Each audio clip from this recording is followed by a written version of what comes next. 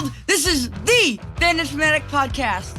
I'm Parker Grelecki, aka the Fan and Fanatic, and with me as always is my broadcast partner, Dad, aka Ryan Grelecki.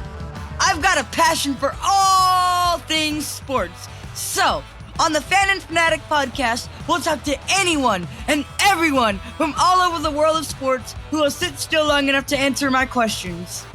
that's right. Now, as a result of complications from severe brain damage at birth, unfortunately, Parker will never be able to physically play sports, but that cannot and has never stopped him from loving everything about sports and dreaming of a career in broadcasting. So each of our guests graciously gives of their time on this podcast to invest in Parker's dream and to help him be part of the sports world he loves so dearly. Now, let's play ball!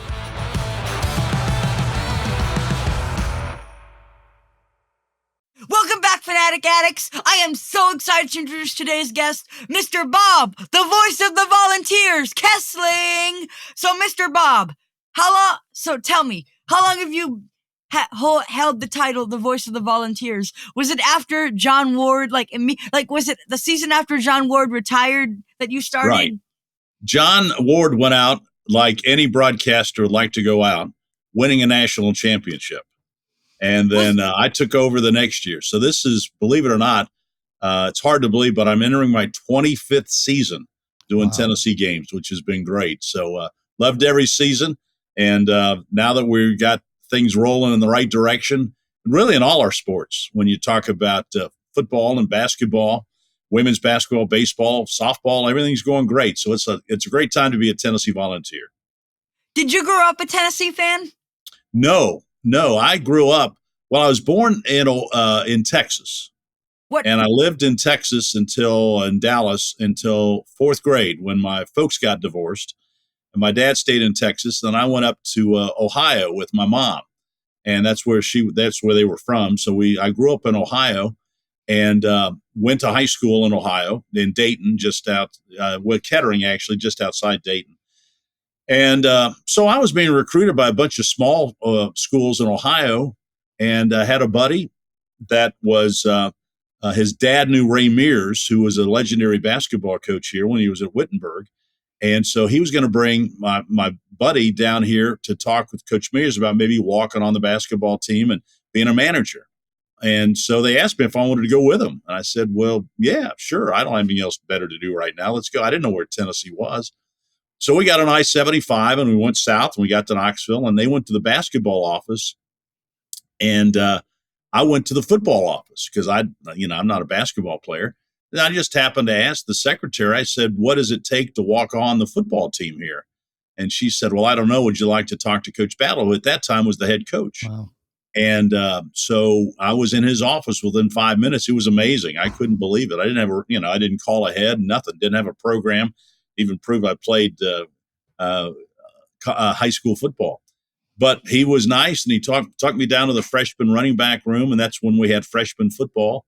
And I talked to Kurt Watson, who was the running back coach, came back, and Coach Battle said, if you can get in school, here's a workout sheet. We'd love to have you as a Tennessee Volunteer. And I thought, so you said you grew up in Dayton. Yeah.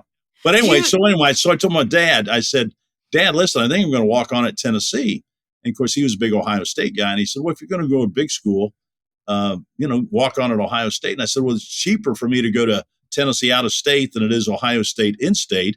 And then he said, go Vols. So that's kind of how I ended up in Tennessee. But it was a great decision. Right. So I got to play a lot of football.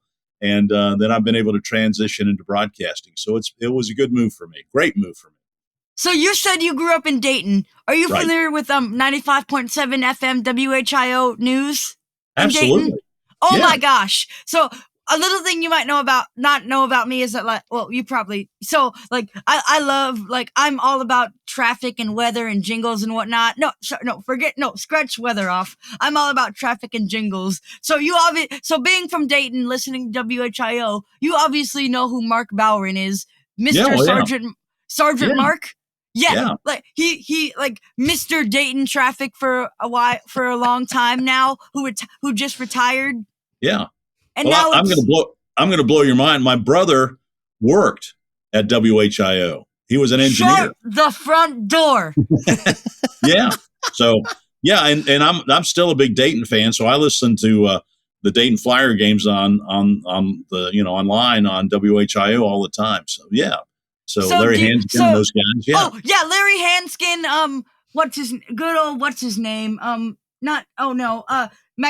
Jake Magnotta. Mm-hmm. Yeah. I've heard all of those guys. Yeah. Okay. So, do you have a favorite sport that you call at Tennessee?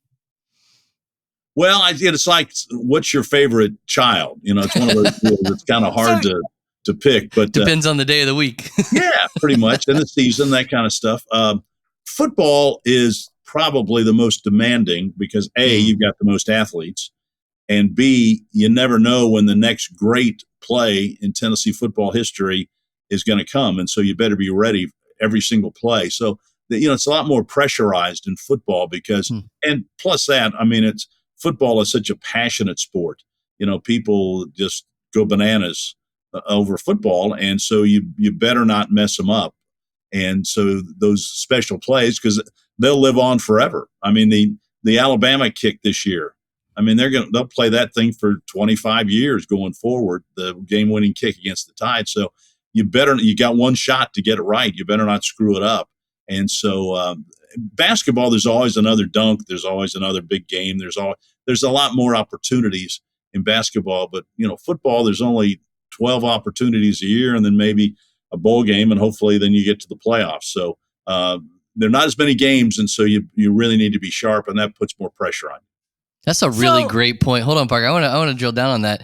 That how you call some of these plays, like you said, it's going to live on forever. Like there are certain calls from Parker's lifetime that he remembers, and he knows what those guys or gals said word for word.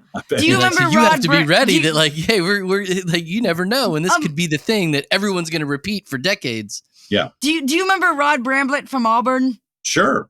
Do you remember? What about Gene Deckerhoff from Florida State? Yeah, absolutely. Yeah, I've met all those guys. Can I give you a fun fact about a fun? So my mom, her whole side of the family are Auburn fans, and my dad's whole side of the family are Florida State fans. So as you know, Tennessee traveled up from Knoxville to Auburn to play the Tigers back in 2018. And from where we were sitting, we were right in front of the visiting team's broadcast booth. And if my memory serves me correctly, I knew I was in front of the broadcast booth because there was a banner drooping down from the broadcast booth that read, and I quote, "The Vol Network." That's it. Is that like a thing they do? Like they bring a banner and then they hang it drooping out from the side of from in front of the visiting in front of the broadcast booth? Yeah, we want, especially on the road, we want Tennessee fans to know where we are, and we also want to remind them that they can listen to the games inside the stadium. We have a stadium cast we do. So yeah, we want to remind them. What do you mean, like a stadium cast? Well, it's a small transmitter that we bring on the road that sends out the signal just inside the stadium.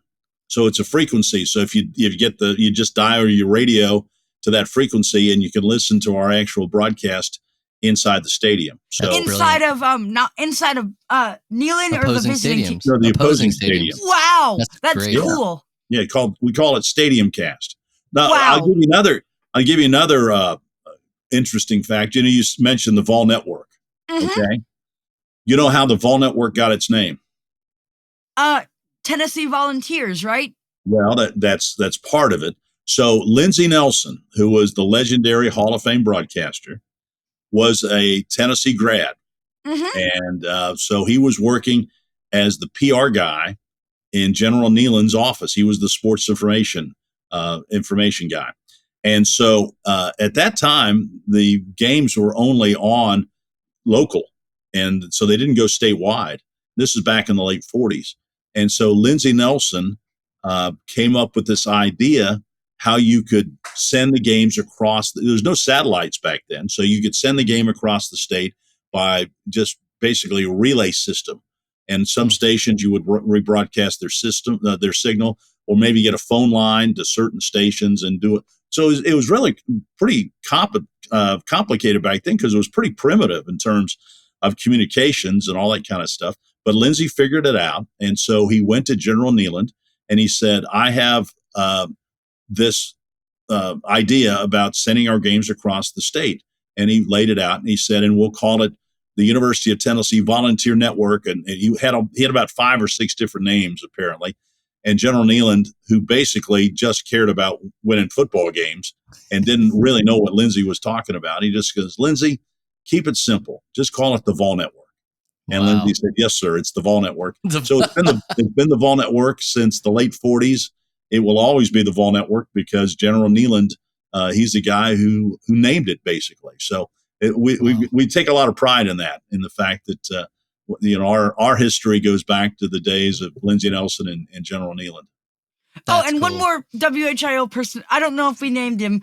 Did we say Larry Hanskin? Yeah, the voice of the Flyers, Larry Hanskin. Yeah. Wait, you mean Because doesn't he host Miami Valley's morning news on WHIO? He does the morning news, but he also is the voice of the Dayton football and basketball teams. So can we also talk about the recent success of the Tennessee Volunteers? Sure. I believe, let's go in here. Can we do it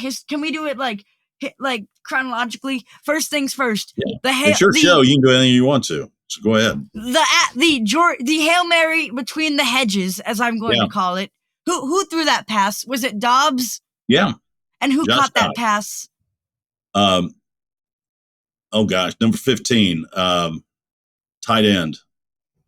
You caught me off guard here. My mind's just gone blank. Juwan Jennings. Oh yeah, Juwan Jennings went up and grabbed the great one, right?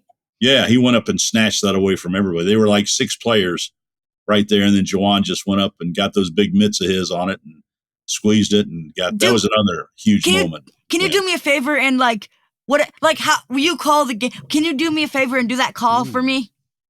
I don't, go back and listen to it. I guess I just Dobbs the line because if you remember the game, Georgia had thrown a Hail Mary right before that, and they had thrown, and so everybody thought, well, gosh, how do you recover from a Hail Mary, a 50-yard pass in the closing seconds? But then Tennessee was able to run the kickoff back, and then Georgia got a penalty, and that put Tennessee around midfield.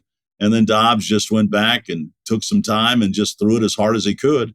And Jennings went up among about 5 or 6 Georgia Bulldog guys and snatched it out of the air and got the win. So it was a great win for Tennessee. Was not the year in which Tennessee wore the all smoky gray uniforms? What year was the all smoky gray uniform game against Georgia?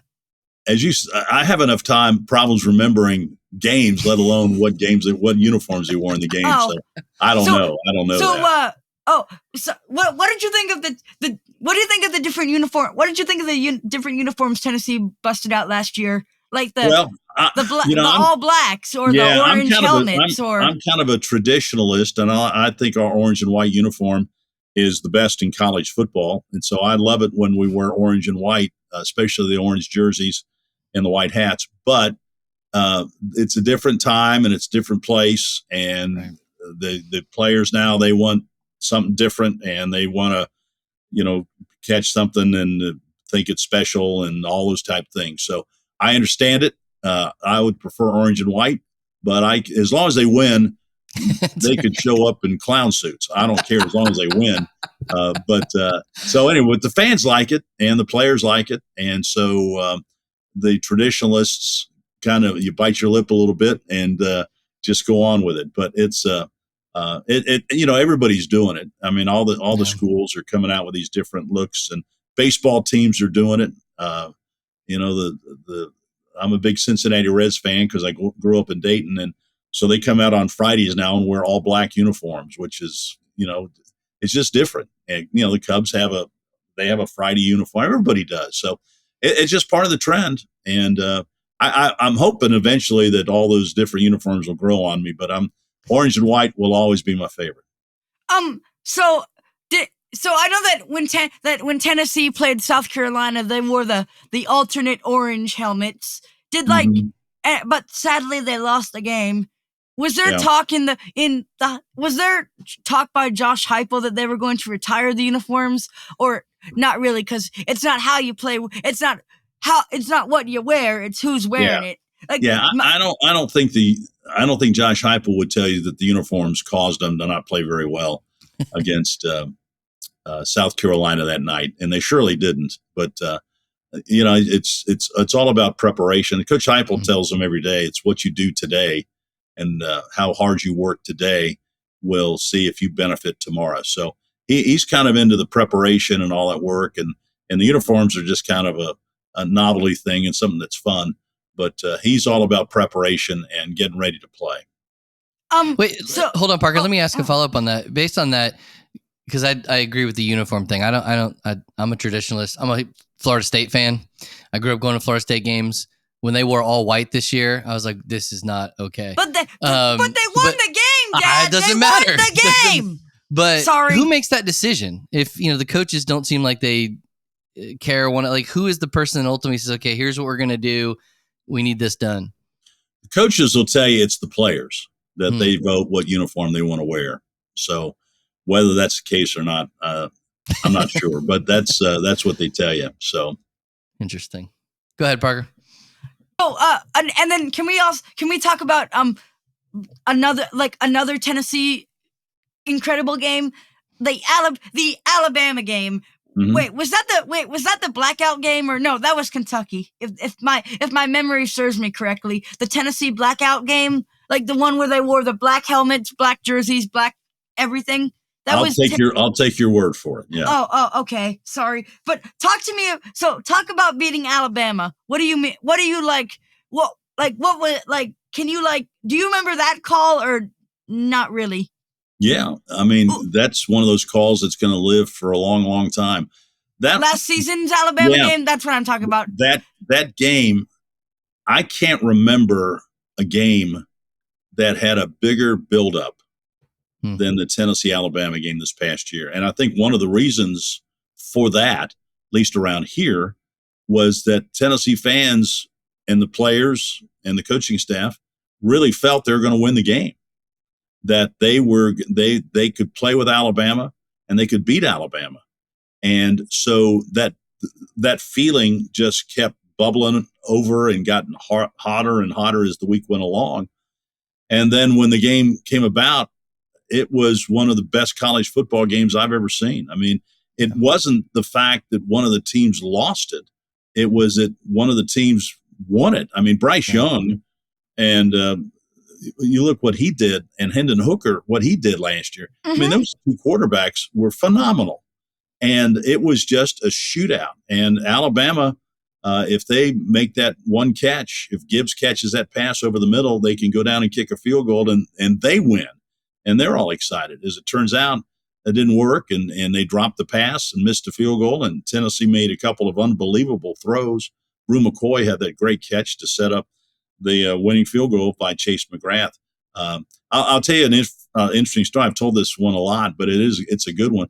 My daughter, son-in-law, and our two grandsons, they're Jack and George. They're ages 9 and 7. They go to the game.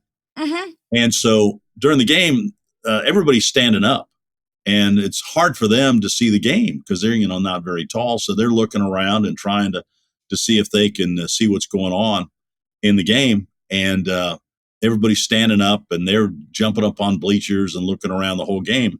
And so now it comes to the game-winning field goal, and Chase McGrath lines up, and he knuckleballs it somehow over the goalpost, and it goes through, and Tennessee wins 52-49, and everybody's going crazy. And my daughter looks around to find George, the grandson, and he's nowhere to be seen. He's gone. And she starts to panic a little bit, and she's thinking, where did he go? And all of a sudden, she looked across the aisle about 4 seats down, and there is George on the shoulders of this guy. And they're jumping up and down, high-fiving each other. And I said, Allison, did you even know who the guy was? She said, I've never seen him before in my life. But he saw that George couldn't see the game, and he didn't want him to miss that moment. And so he just put him up on his shoulders, and he got to watch the game-winning kick. And there were stories like that all over the stadium, just so much joy and people were just so excited, and what a moment. I mean, it's a game that there were 100,000 people there, but if you talk to people, it seems like there were 1 million people there because everybody you talked to was at the game. I don't think we had that many. That's right. So you know, different companies own different radio networks. Like there's Learfield that owns a vast majority of the networks, and then there's Van Wagner, and then there's Legend Sports and Playfly Sports. Who owns who owns what division?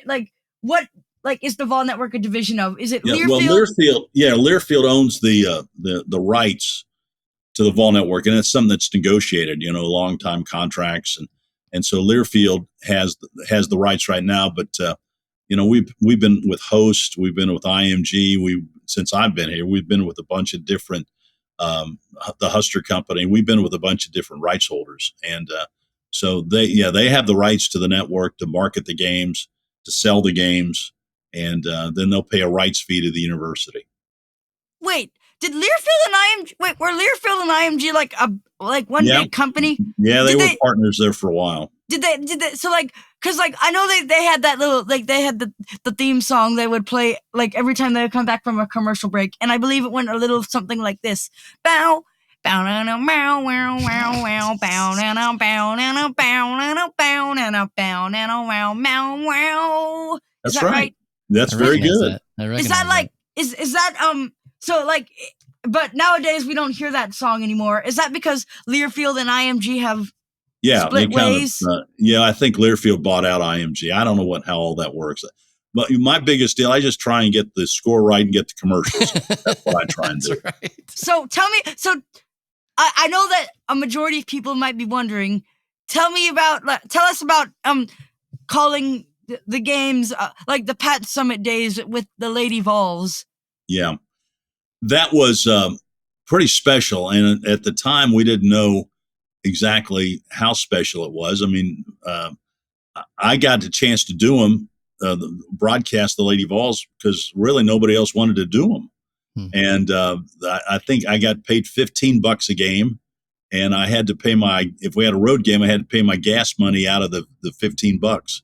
So usually I was lucky to break even during the season.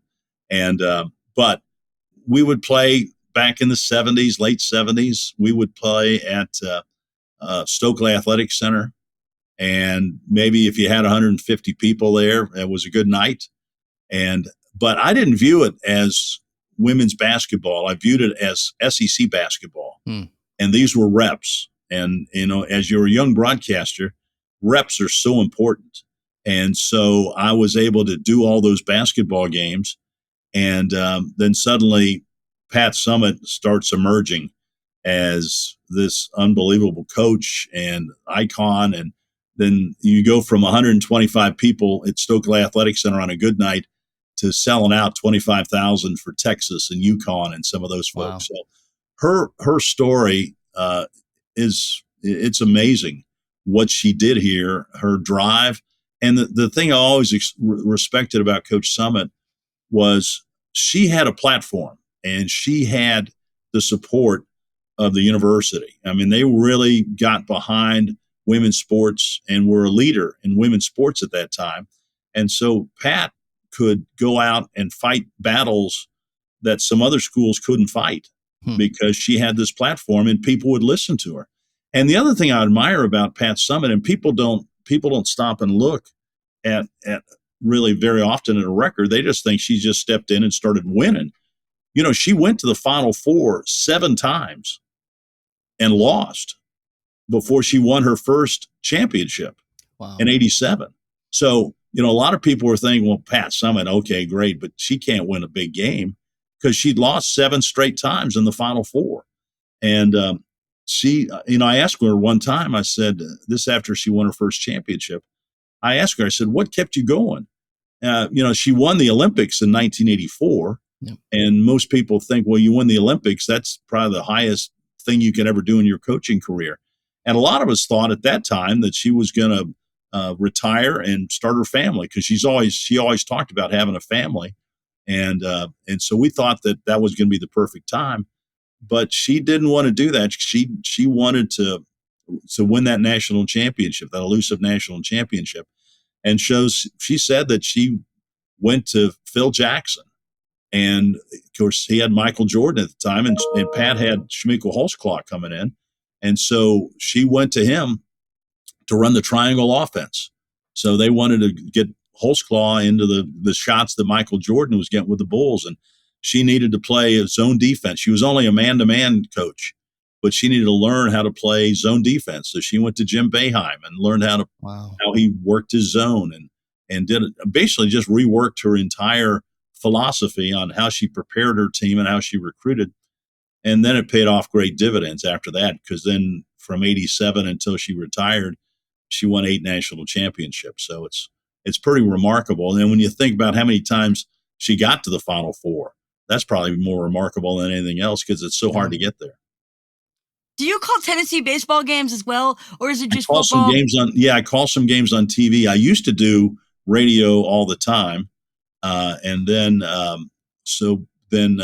but the last, I don't know, 10 years or so, I got it when I took over as the lead announcer in the Vol Network. I had John Wilkerson here doing the games. And so John's been doing the games for a long, long time. So maybe it was 30 years ago that I was doing games on radio. That seems hard to believe.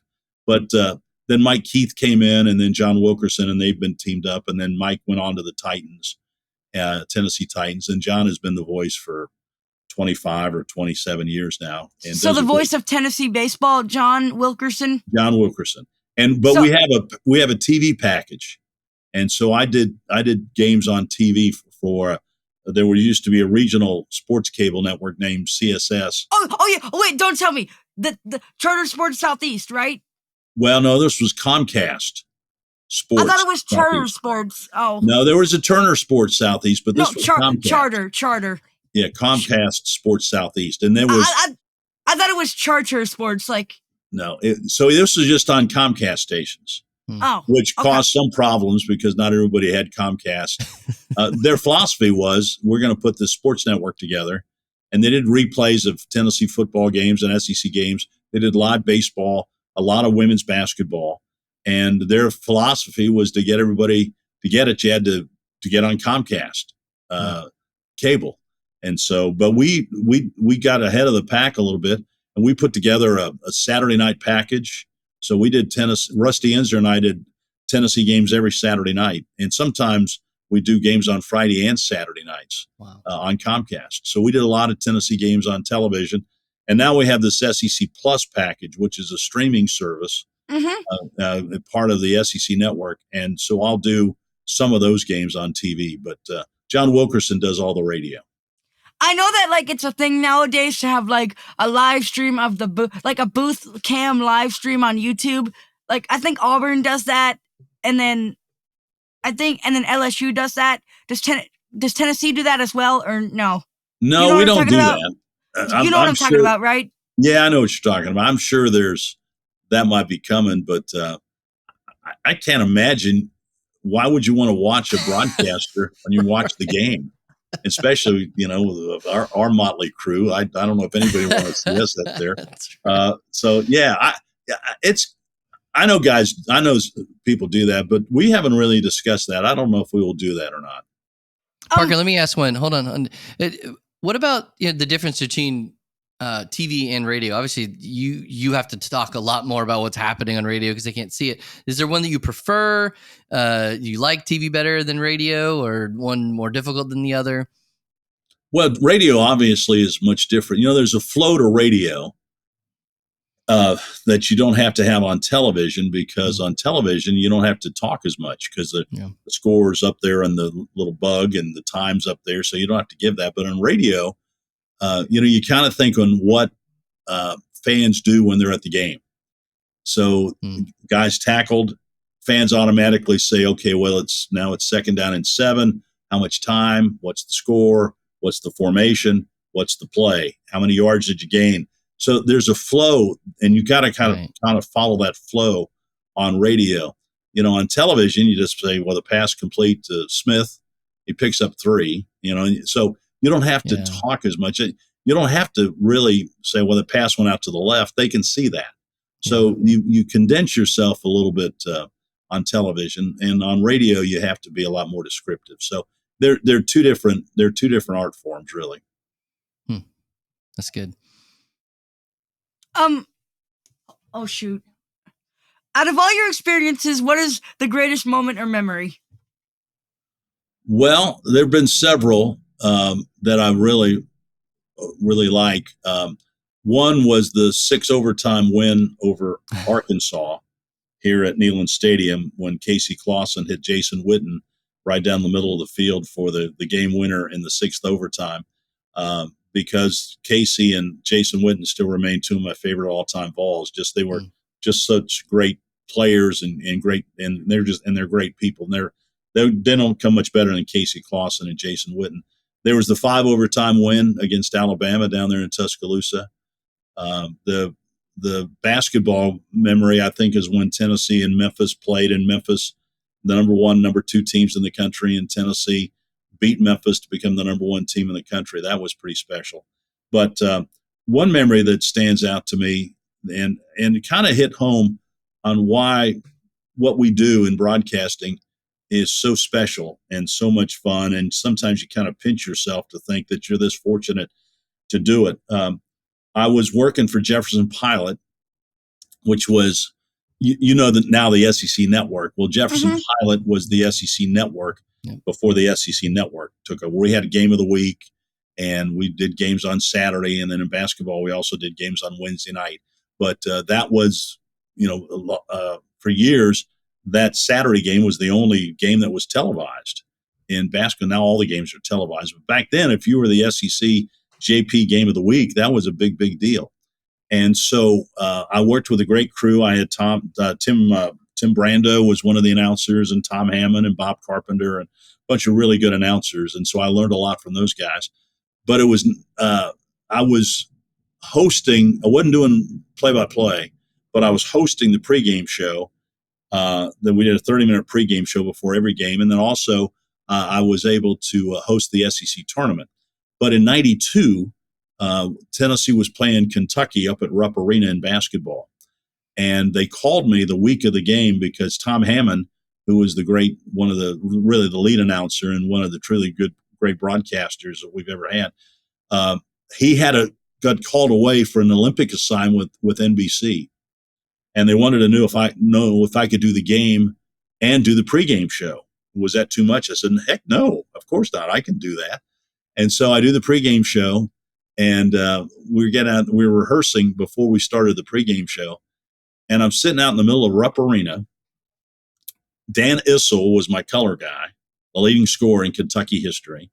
It was Kaywood Ledford, who was the legendary Kentucky broadcaster. It was his last home game. So I'm sitting at midcourt, and I've got Kaywood and Ralph Hacker off to my left. John Ward's off to my right. I'm sitting in the middle of Rupp Arena with Dan Issel as my color guy, and they're playing my old Kentucky home, and it's Tennessee, Kentucky, Allen Houston against Farmer and Pelfrey and all those guys. And I'm just sitting there thinking around, I almost had to pinch myself. I said, I just thought, how many people would love to be sitting in this position and doing this? And I kind of told myself, if I go to the parking lot after the game and get hit by a truck, I'll be okay, because it ain't going to get much better than this. So that was the one moment that kind of hit me, that, we get to do things that are really cool, and we get to do things in very special places. And, calling games from Notre Dame and Pauley Pavilion and Madison Square Garden and on and on and on. It's just been a great ride for me. I've been very fortunate. Wait, who plays at Pauley Pavilion? Remind me one more time. UCLA. Oh yeah. And then did you by any chance catch the documentary series Southern Hoops, A History of SEC Basketball on the SEC? Is it true? And I think that it mentioned that there was a time that Tennessee basketball, the Lady Vols, had three players named Tamika on their team. Tamika Catchings, I think, was one of them. Do you remember? Tamika. Yeah. Can you tell me the Tamikas one more time? I'm so sorry. Tamika Catchings. Who else? There was Tamika and Samika. Oh, Tamika, Samika, and then one more. Samika Randall, and you've lost me. you throw these curveballs at me sometimes. I've had time to prepare. You know more about this stuff than I do. That's good. No, it's Samika and Tamika, and there was one of the Meeks, the three Meeks. I can't remember. Yeah. Okay, and then Shamika. What? It would have been Shamika. So what is your favorite Tennessee volunteer tradition? My personal favorite is the Vols spell out. You know, it starts kind of like, it's like the, and then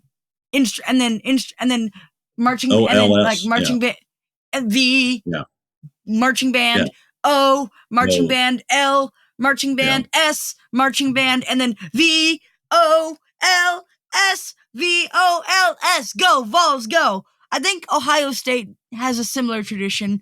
Is that true? Like, do you remember that? Oh, sure. My favorite tradition though is when they run through the T. Oh yeah, the power T formation. Is that right?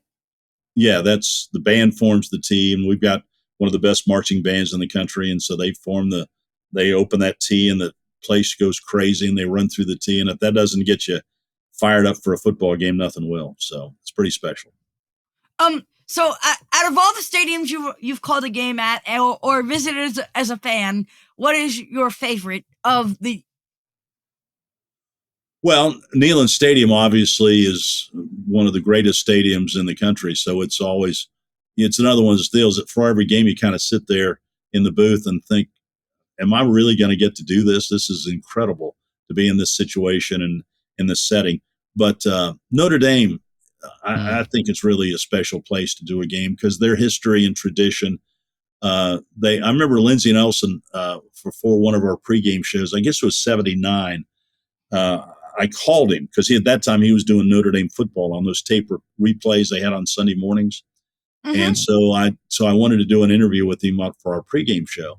And what he said, I thought was pretty interesting. He said, when you go to Notre Dame Stadium, and this was a long time ago, this is before they expanded and everything, he said that the thing that will amaze you about, he said the most impressive thing about Notre Dame Stadium is how unimpressive it is. I thought that was kind of strange. And he said, just go walk the tunnel and walk up and like when the players come in. And then when you get out on the field, you'll look around and you'll think, well, this stadium, it's only seats 50,000. This isn't that big a deal. And then it hits you. Who's been on that field? Right. From Newt Rockne to Paul Hornung to Joe Theismann and down the list and all the great games. And he was right. It's amazing when you walked out on that field. The history of college football just kind of flashed in front of your eyes. And so Notre Dame, I think, has always been. Tennessee's had the good fortune of winning a couple of games up there that we've done. So, I think it's always fun when you go to a special place like that and you win. But Notre Dame Stadium, I think, is really one of the special places in college football. So, Bob, Mr. Kesling, may I call you Bob? May I call you Robert? You can call me Bob. May I call you Robert? We can call you anything you want to call me. Okay. I'll call you Mr. Kesling because. Okay. If you're more comfortable. Mr. Kesling, on this podcast, we are all sports fanatics. So the last question we ask, as a fan, what do you think is the all-time greatest moment in sports? Well, for me, I grew up in Dallas, as you mentioned, and or as I mentioned earlier. And so when we lived in Dallas, my dad was a former drum major at Ohio State, and so he was into marching bands and all that kind of stuff. And so he was an insurance salesman there in Dallas. And so they formed the Dallas Texans in 1960. And my dad somehow befriended Lamar Hunt, the owner of the team and the founder of the American Football League. And so he put together a marching band to play at all the Dallas Texan home games. And so so I got to go to all the games at the Cotton Bowl for the Dallas Texans. Wow. And so that formed a lifelong bond. And probably when they won the first Super Bowl, when they beat the Minnesota Vikings in Super Bowl number 4, that was still one of the joyous days of my life. And so just my connections to the old Dallas Texans and seeing them win and They weren't supposed to win that day. I mean, Minnesota had that great team with Joe Kapp and all those guys. But that's one of my special memories in sports is, and it just shows the joy that it can bring. I mean, you feel the same joy when Tennessee beats Alabama, when Tennessee beats Kentucky in basketball. You still get all that same joy. And that's what makes sports such a special thing. It makes you feel good. I mean, and you marvel sometimes at the athletes that you get a chance to watch, the coaches you get to deal with. And it's amazing the time and the effort they put into it, and then how successful they are. And when it pays off, you feel happy for them, but you also feel happy for yourself as a fan. Thank you so much for your time, Mr. Kesling. Thank you. And what a great interview. I hope someday we'll get job. Oh, sorry. You repeat everything you just said. I'm so sorry. No, I just appreciate you for being such a great interviewer. And you have such enthusiasm for sports. That's great. I hope we'll get to meet soon someday. All right, Fanatics. I hope you enjoyed this week's episode of The Fan and Fanatic. Thank you for joining us, and thank you for all of your support. Don't forget to follow or subscribe, or whatever your podcast app says to do. And you can follow us on Facebook, Instagram, and YouTube. For my broadcast partner, Ryan Grelecki, this is Parker Grelecki saying, Game, Set, Match!